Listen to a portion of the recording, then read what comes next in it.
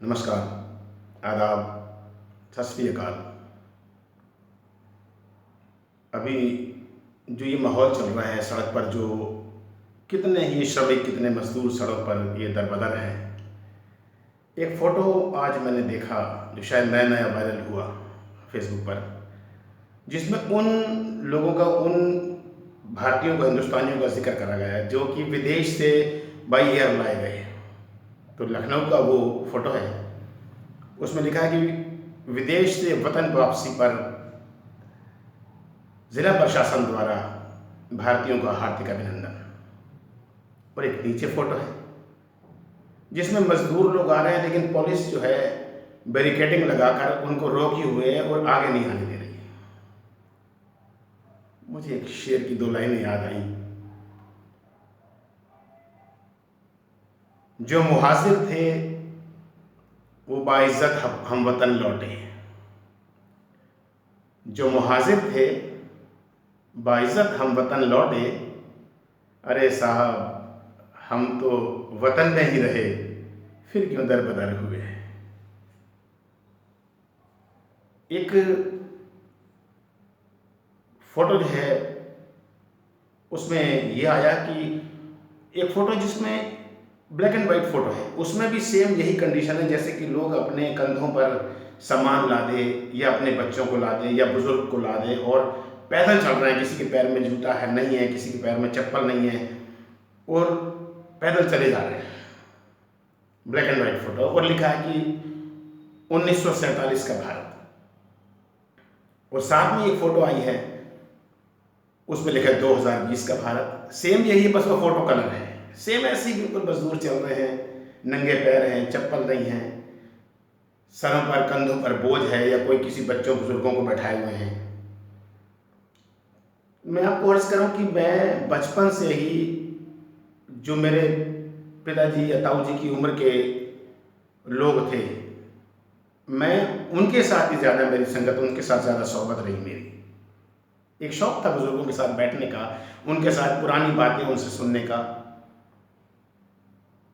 तो वो लोग बताते थे अपना, क्योंकि उन्होंने वो तकलीफ बर्दाश्त करी है जो कि 1947 में भारत पाकिस्तान का जो तकसीम हुआ, विभाजन हुआ, तो उन्होंने बर्दाश्त करी। वो अक्सर बताते कि हरपाल सिंह, हमें पता है कि अच्छा खासा घर पीढ़ी दर पीढ़ी हम वहाँ पर रह रहे थे, लेकिन अचानक से क्या हुआ कि एक जोड़ी कपड़ा तक नहीं ले पाए।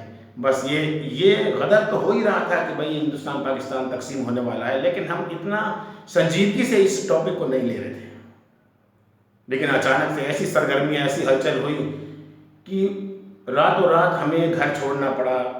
जो भी सामान, जो भी छोटे बच्चे, भाई हों या बहन हों हमसे छोटे, या हम जो हैं हमारे बुजुर्ग हों, उनके कंधे पर लदे और इसी तरह आ रहे हैं। रात में पता नहीं पैर कहाँ पड़ रहा है, चप्पल है पैर में नहीं है, और कहाँ पैर पड़ रहा है, कहाँ कोई सांप कीड़ा पर काट रहा है, कोई जानवर काट रहा है, पीछे पड़ रहा है, कब भूख है, प्यासे, कुछ खाने को नहीं, पीने को नहीं। तो वो ऐसी बातें करते। मैंने कहा पता नहीं, मैं बहुत संजीदगी से लेता कि कितनी तकलीफ हुई है इन्हें आने में। कह रहा है कुछ पता नहीं ट्रेन तक पहुँचे ना पहुँचे, रास्ते में कितने बलवइयों ने मार दिए, कितने जख्मी कर दिए, कितने घरों की इज्जतें खराब कर दी रास्ते में, और कितने जानवर के काटने से रास्ते में मर गए। पता नहीं सब दरबदर हो गए। कोई पता नहीं क्यों, बस किसी तरह ट्रेन जो हमें एक मखसूस जगह बताई गई थी कि वहाँ पर पहुँचना है, किसी तरह पहुँचे। बहुत मुश्किल से ट्रेन में भी बैठ गए तो पता लगा कि पीछे वाली ट्रेन के पीछे वाला जो डिब्बा है उसमें बलवई चढ़ गए और काट दिया, मार दिया सबको। कुछ हमारी ट्रेन में चढ़ गए, बहन बेटियों को, जवान बहन बेटियों को उतार लिया, कितनों को मारा, कितनों को हमारे सामने जख्मी करा। वो कहते हैं कि एक, मैं आपको अर्ज करूं कि एक गदर फिल्म में एक सीन था, उर्दू में लिखा था ब्लड से। यही बात लगभग 30 साल पहले हमारे ताऊ जी ने बताई थी कि कह रहे जिस ट्रेन में हम बैठे थे तो पीछे पता लगा कि बहुत ट्रेन में बहुत कत्लेआम हो गया है, लेकिन हमारे वाली जो बोगी थी वो महफूज थी, सुरक्षित थी। जब अमृतसर में उतरे तो वहां पर उस ट्रेन में लिखा हुआ था खून से कि छुरा चलाना हमसे सीखो, उर्दू में लिखा था। अब जो गदर फिल्म देखी ना, तो इसमें भी सेम वही लिखा था, आप कभी गौर से फिल्म को देखिएगा। मगर इसमें उर्दू में, क्योंकि मैं उर्दू जानता हूँ, तो उसमें ये नहीं लिखा है कि छुरा चलाना हमसे सीखो, जो मुझे 30 साल पहले या 35 साल पहले बुजुर्गों ने बताई थी। इसमें लिखा था कि काटना हमसे सीखो, उर्दू में लिखा था, ब्लड सी। कहने की मुराद कि कितनी परेशानियां, कितनी तकलीफें हुई, वो अपने दिल का दर्द हमें बताते हैं। मैं भी भावुक हो जाता, एकदम बहुत संजीदा हो जाता कि कितनी परेशानियां हमारे बुजुर्गों ने उठाई हैं। एक गज़ल जो है उसकी कुछ लाइनें मुझे याद आई, मैं ज़रूर आपको नज़र करूंगा। वो है भी मुहाजिरों पर है। मुहाजिर माने शरणार्थी। अभी मैंने जिक्र करा ना कि जो मुहाजिर थे बाइज्जत अपने वतन लौटे। जो मुहाजिर हिजरत कर गए थे, देश से चले गए थे, वो बाइज्जत आए, बाई एयर आ गए, प्लेन से आ गए, फिर बसों से आ गए या कारों से आ गए। जो मुहाजिर थे बाइज्जत वतन लौटे। अरे साहब, हम तो वतन में ही रहे, फिर क्यों दरबदर हुए। हमारे बुजुर्ग भी दरबदर हुए थे, आज ये भी दरबदर हो रहे हैं। कितने ट्रेनों से कट गए, कितने बाई रोड ट्रकों से कुचल गए। आज फिर खबर आई कि 34-35 बंदे ट्रक से फिर एक्सीडेंट हो गया, तो ट्रक से मर गए। कुछ कितने 30-35 जख्मी हो गए। कितने कितने भूख से मर गए, कितने पैदल चल चल के मर गए, कितने बीमारी से मर गए। क्या हो रहा है? बड़ा मन को तकलीफ होती है कि ये हो क्या रहा है। मुझे ये एक गज़ल की कुछ लाइनें याद आई, मैं आपकी नज़र करूं। मुहाजिर हैं मगर हम एक दुनिया छोड़ आए हैं। बहुत कुछ था वहाँ, बुजुर्ग बताते हैं। अगर देहात में थे, काश्तकारी थी, खेती ज़मीन सब कुछ, मकान, जब दुकानदार थे तो दुकानें थी अच्छी भरी, कारोबार से कपड़े की, राशन की, किराना की, सब दुकानें, सब कुछ बहुत ही माशाल्लाह बहुत बढ़िया सही चल रहा था। लेकिन अचानक से सब कुछ छोड़ना पड़ा, बिल्कुल दरबदर खाली। जैसे आज मजदूर आ रहे हैं, पलायन कर रहे हैं। आज ये देखिए कि इनको रोटी के पानी के लाले हैं। नहीं तो जहाँ ये काम करते होंगे या जहाँ इनका घर होता है, ऐसी हालत थोड़ी है। लेकिन ये हालत आ गई। ठीक वही हालत हमारे बुजुर्ग बताते थे कि रोटी पानी के लाले हो गए, भूख से मर गए, प्यास से मर गए, दरबदर हो गए। मुहाजिर हैं मगर हम एक दुनिया छोड़ आए हैं, शरणार्थी हो गए। आज भी हम यहाँ जहरामपुर में रहते हैं, नगर पालिका में इस कॉलोनी का नाम शरणार्थी कॉलोनी है, जबकि हर बंदे ने अपनी रजिस्ट्री करा ली है, हाउस टैक्स देता है, वाटर टैक्स देता है, बिजली का बिल देता है, लेकिन कागजों में अब भी शरणार्थी कॉलोनी। मुहाजिर हैं मगर हम एक दुनिया छोड़ आए हैं, हमारे पास जितना है उससे ज़्यादा छोड़ आए हैं। नई दुनिया बसा लेने की कमज़ोर चाहत में पुराने घर की दहलीजों को सूना छोड़ आए हैं। अकीदत से कलाई पे जो एक बच्ची ने बांधी थी, वो राखी छोड़ आए हैं, वो रिश्ता तोड़ आए हैं। पकाकर रोटियां रखती थी माँ जिसमें सलीके से, निकलते वक्त वो रोटी की डलियां छोड़ आए हैं। एक पतली नहर जो कालू खान से स्वाबी को जाती थी।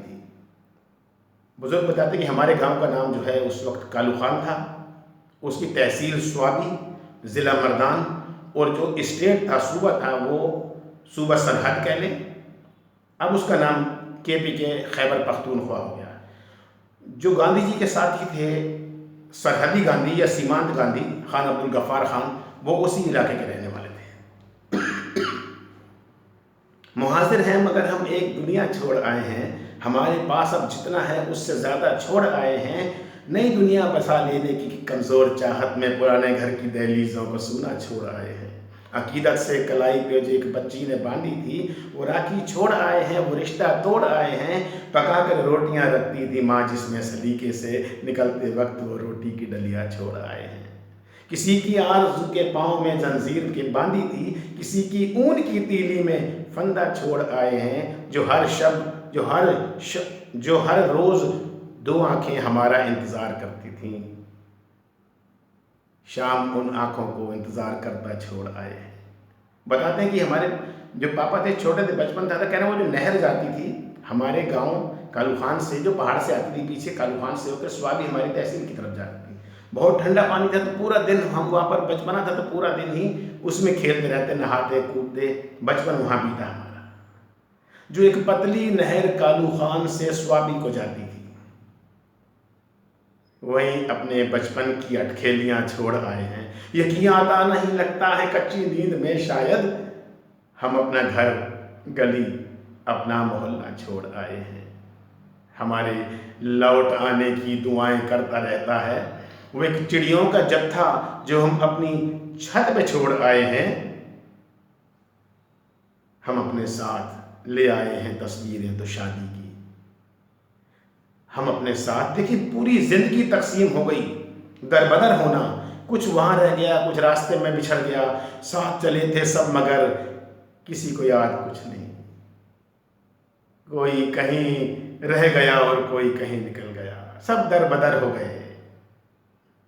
जो हम अपने साथ ले आए हैं तस्वीरें तो शादी की, किसी शायर ने लिखा था वो सहरा छोड़ आए हैं। वो दर्द आज फिर ताज़ा हुआ जो मैं रोड पर इन मजदूरों को देखता हूँ, भूखे प्यासे बीमारी से लड़ते, भुखमरी से लड़ते।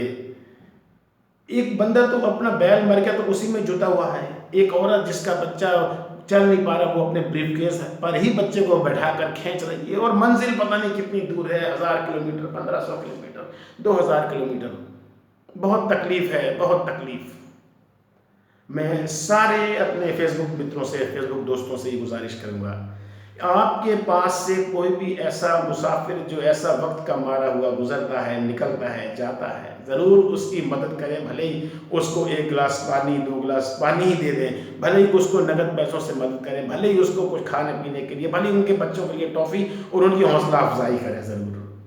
जबकि ये काम तो देखिए बादशाहों का है, इतनी नाजुक हालात में बादशाहों को 2 लफ्ज़ उनके लिए बोलने चाहिए। लेकिन चलिए, अब ये तो इस मुतालिक मैं ज़्यादा नहीं कहूँगा, लेकिन हमारा एक नागरिक होने का ये फ़र्ज़ है कि ज़रूर उनकी किसी भी तरीके से, किसी भी जैसे भी हो सके, जिस तरह भी आपकी गुंजाइश हो, 1 गिलास पानी की, फिर मैं कहूँ कि 1-2 गिलास पानी की भी गुंजाइश है तो ज़रूर उनकी मदद करें। बस इतनी मेरी बात, थोड़ा सा मेरी गुजारिश है आप मेरे फेसबुक दोस्तों से कि इस वीडियो को अगर शेयर कर दें तो मेरी बात जहाँ तक पहुँचे, क्योंकि ये तो पूरे हिंदुस्तान में ही इस वक्त ये जो है बीमारी भी फैली है, और ये जो इस वक्त जो ये बहुत ही संजीदगी वाला माहौल है, ख़ासकर गरीब तबके के साथ दरबदर हुआ पड़ा है गरीब तबका, इनके लिए ज़रूर कुछ ना कुछ करें। बहुत बड़ा सवाब है, बहुत बड़ा सवाब है। ज़रूर मेरी कोई बात बुरी लगी हो तो मेरी झोली में डाल दीजिएगा।